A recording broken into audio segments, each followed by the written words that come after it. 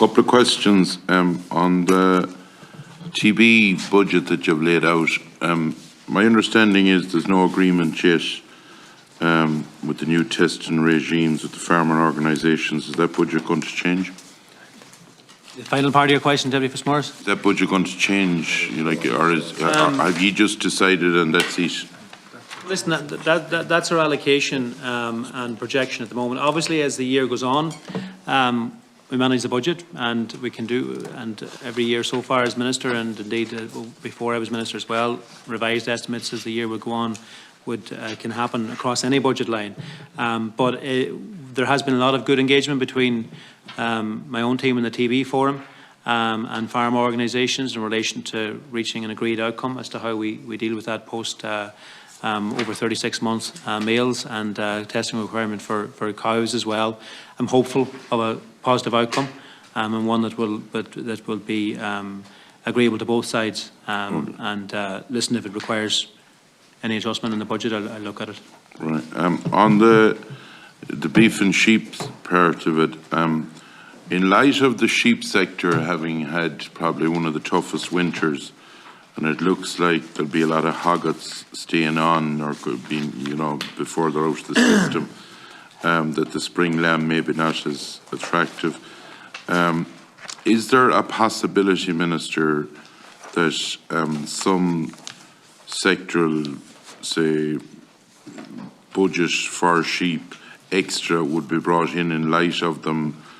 Do you know how we had the scheme before for the slaughter of the cattle, because they have gone through a tough time. Sheep are, even ewes and lamb at the moment, are being hard sold. Would you be considering, the €12 ewe? If you look at a lamb, what it's back, even on this time last year, it's back about 24 to 25 euro, and that 24 to 25 euro now is the meal is costing to feed them. And they're getting €2 more. I understand that, but it's not like. Are you looking at doing something for the sheep sector at the moment, like you done in fairness in the beam scheme and when beef was in trouble? I'm very much aware of the pressure the sector is under at the moment, Deputy Fitzmaurice. It's changed situation from a few months ago, or indeed from what the situation was last year. Obviously we have the new sheep welfare scheme which is kicking off at €12 up from 10 previously. As you say yourself, that's small in the context of what the change of price is from last year. So listen, I've been engaging closely in relation to getting full assessments from Board BIA and insight into what's happening in the market. I think the Chinese, I think it's about 40% of world, if I'm correct, and I stand to be correct, but 40% of world traded sheep meat actually lands is in China. And that has led to displacement of Australian and New Zealand sheep meat to other parts of the world market and depressed it in the last number of months. Yeah. So I'm monitoring the situation closely. I'm very much aware of it. There's nothing planned at the moment, but I'm closely assessing the situation. Under TAMS, Minister, am I right? Is TAMS going to 90,000? Is that the limit? Yes. And yeah. Do you know the solar panels and all of that? Or if you're putting up a shed, is the solar panels separate altogether? They're not in, say if a farmer was going in and they were putting up a shed and they were drawing the 40% of their 90,000 or the 60% of their 90,000, if it was a young farmer, and then they decided to go solar. Is that solar a different thing? It's not included in that 90,000, is that right? It is for the first time now. It was included in the one allocation before, but we have two separate ceilings now. And one of the reasons why we feel that the uptake wasn't as strong as it might have been in the outgoing TAMS is the opportunity cost of availing of it, where farmers wouldn't then be able to use their ceiling for other on-farm capital investment. So the two separate ceilings now. So in theory now, farmers will be able to avail of TAMS for up to 180,000. Up to 90,000 for solar, and up to 90,000 for sheds or tanks, for example. Okay, that's good. On the acre scheme, there's, I think, as you said, you outlined. Is there a budget left there for the 46 or 8,000? I'm correct in saying, am I, that say we had 46 or 48,000 or 50,000, I think, at one stage in the last scheme, and they're all out of it now. So it's not that we're not used to having the guts of 50,000 people at least on the scheme. I welcome that you're laying out money for the tranche 2, from what I can see in your documents. But do you have the budget laid out for the 46,000 or 48,000 to take them in that's in already, we'll say? So what we had budgeted for in terms of projections was a budget for 30,000. Yeah, I know. We're taking 30,000. So obviously what I'm trying to achieve now is taking all 46,000. That requires the logistical capacity to be met, to make sure it works properly and everybody can be accommodated and the thing go the way and deliver the way it needs to. It also requires budgetary adjustment. I've been engaging cross-government as well, particularly the Department of Public Expenditure, but also, you know, with other ministers and party leaders. There's, you know, a very strong appetite there if we can do it. So it will require additional budget, Deputy Fitzmaurice, as well as making sure we have the logistical capacity. And with the 46,000, say we used to be always roughly around 50,000. Give or take a few thousand, in the schemes, in GLAS or EOS or whatever. Will ye be putting in place that where you were looking for 30 of 16,000 more, will you be allowing 20,000 in the next round, or what way is that going to be done? Like, will we be looking, if farmers are buying into something, will you be encouraging them by saying, look at figures, the numbers don't matter, we welcome you all in, or is there going to be are we still going to be dealing on the same figures over the 1.5 billion that you talked about? So listen, my objective would be to ensure that there's places for those that want to take part, and that we will move to tranche 2 next year.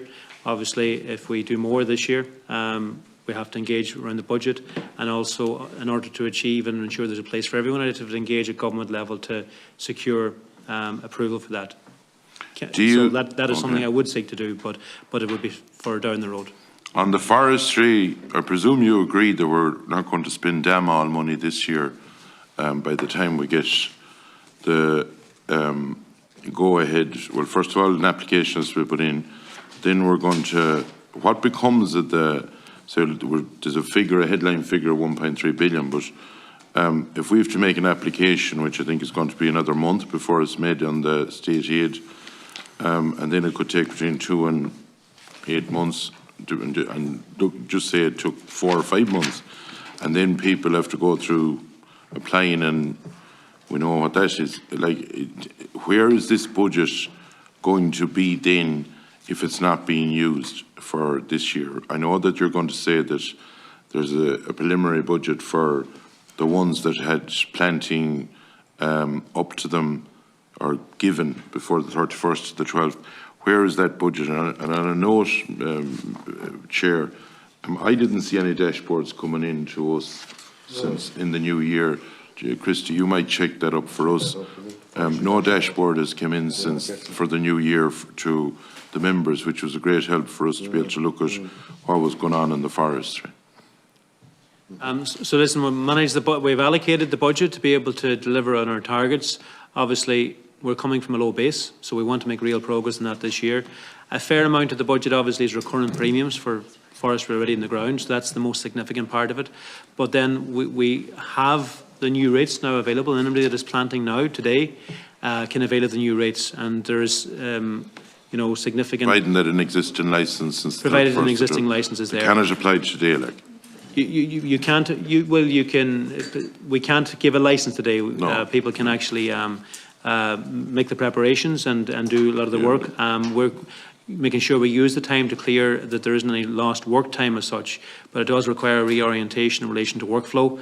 But anybody with an existing licence can plant, and also I think it's fair to say anybody with an existing licence, and this was a challenge in the second half of last year, anybody with an existing licence understandably was waiting until the new forestry rates were in place before they plant.